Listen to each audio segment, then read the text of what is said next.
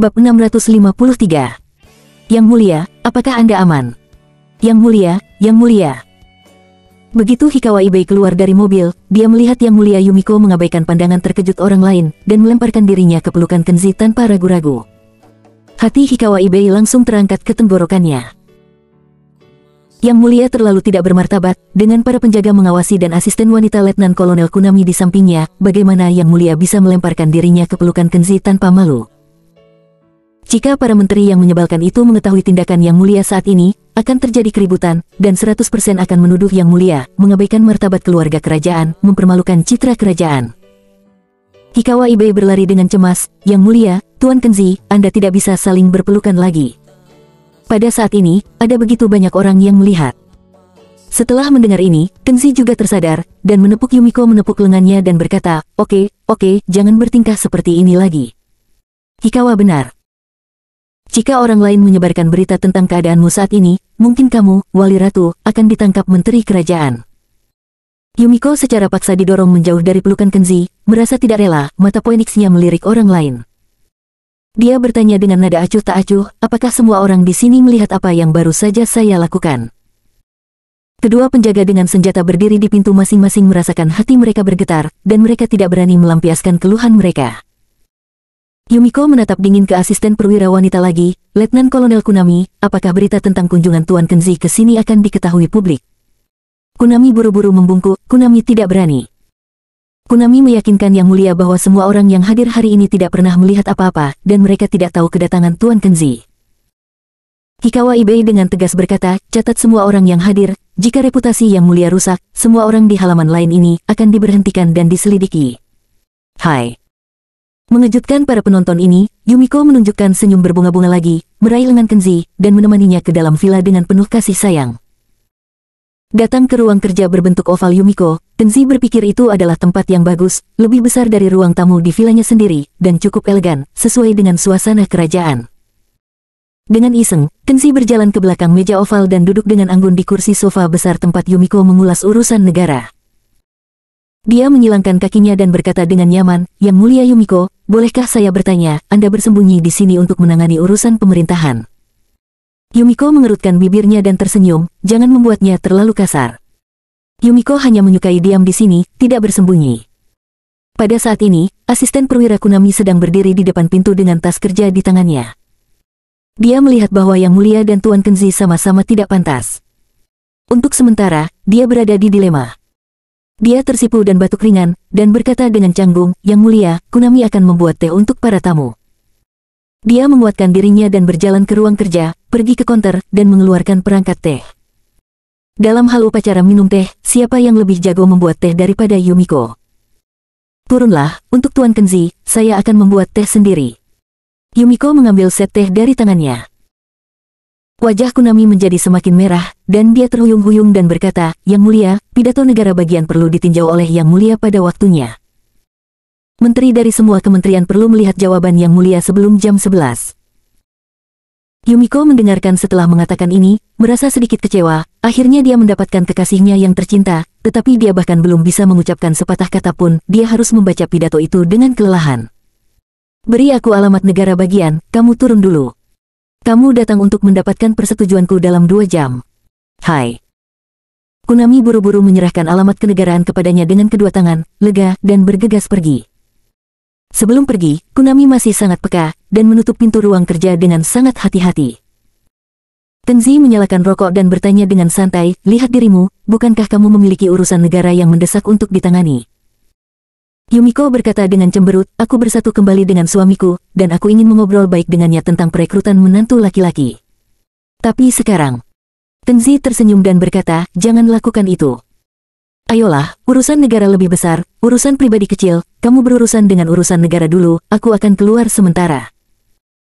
Dia bangkit dari kursinya, menarik Yumiko, lalu menekan Yumiko ke kursi sofa besar, membiarkannya duduk dengan kokoh dan berkonsentrasi pada pekerjaannya. Yumiko tidak ingin mengabaikannya, dan meminta maaf, kenapa kamu tidak tetap di sisi Yumiko saja? Dengan suami di sisinya, mungkin Yumiko akan lebih cerdas dan menangani urusan dengan lebih efisien.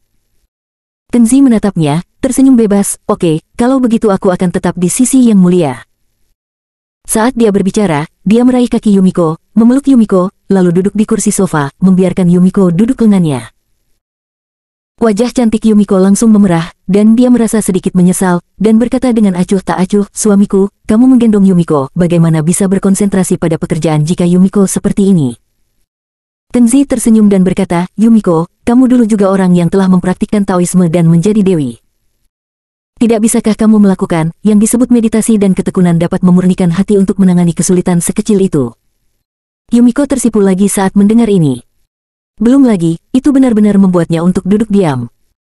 Yumiko sedang duduk di pelukan Kenzi sekarang, dia tidak tahu apakah Kenzi sedang kesal, tapi hatinya sedikit terganggu.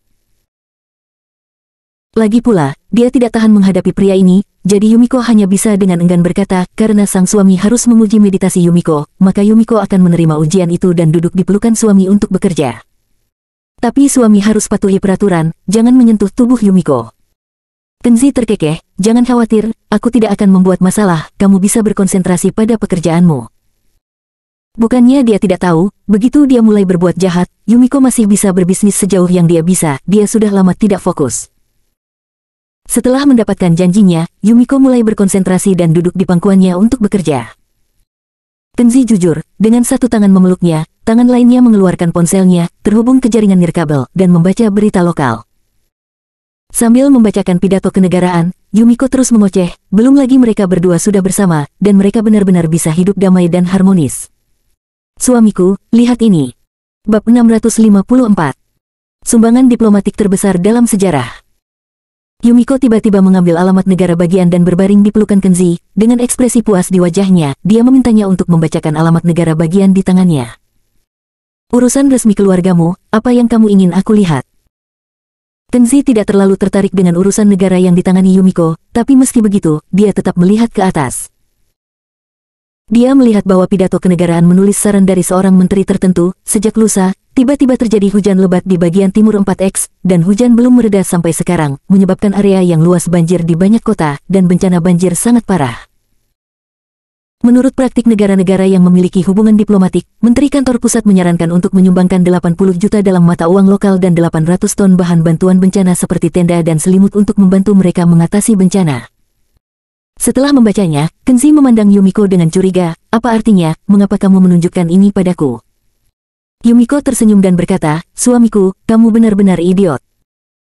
Suamiku berasal dari 4X, dan sekarang ada bencana di negara asal suamiku." Yumiko berpikir, haruskah aku mencintai rumahku dan mengecewakan para menteri? Atau berikan lebih banyak sumbangan ke negara asal suamiku? Kenzi datang ke akal sehatnya dan menamparkan pahanya, "Brengsek, kenapa kamu tidak mengatakan bahwa negara asal suamimu sedang menderita? Bagaimana kamu bisa berdiri dan menonton?" Dia menunjuk lagi ke alamat State of the Union, dia berkata, lihat, benda apa ini? 80 juta mata uang lokal, itu hanya sejumlah kecil uang, haruskah menggunakannya untuk membodohi saya?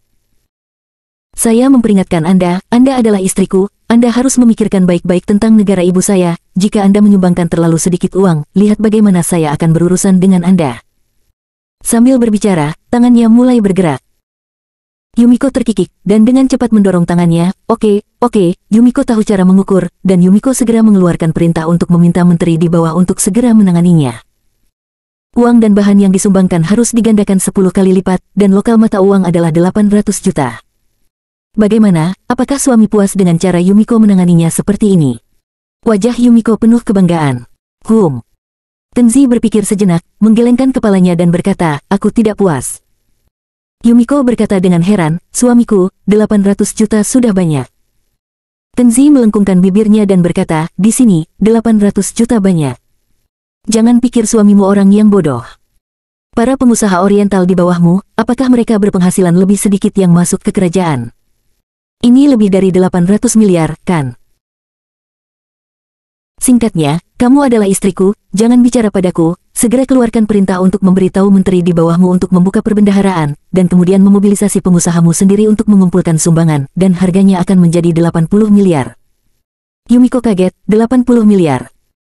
Melihat dunia, donasi tunggal sebesar itu belum pernah terlihat dalam sejarah diplomasi berbagai negara. Tunggu apa lagi, kenapa kamu tidak menandatanganinya? Tangan Kenzi mulai memainkan trik lagi.